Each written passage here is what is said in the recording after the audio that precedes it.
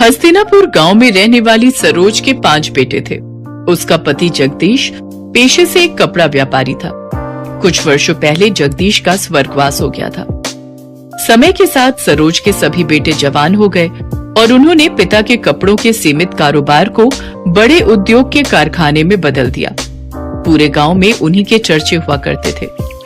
अरे सरोज के 5 बेटों ने मिलकर सरोज का मान ही बढ़ा दिया भाई।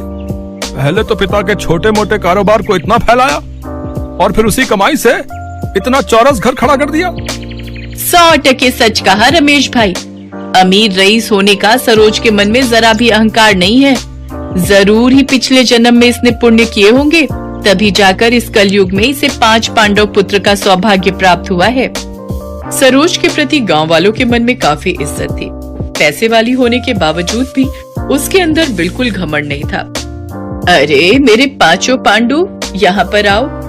माँ, कारखाने पर जाने के लिए देरी हो रही है, शाम को बात हो सकती है।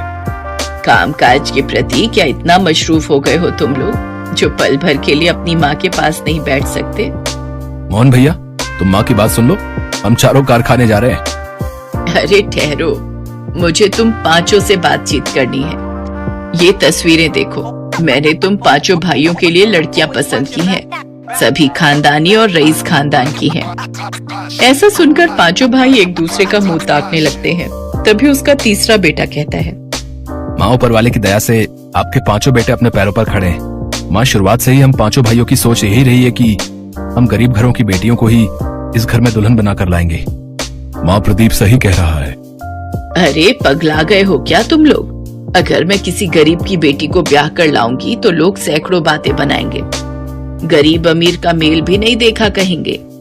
माँ, आपको जमाने की पड़ी है, बल्कि ये सोचो कि किसी गरीब की बेटी का हाथ थामने से किसी गरीब पिता को साहूकार का कर्जदार नहीं होना पड़ेगा। सरोज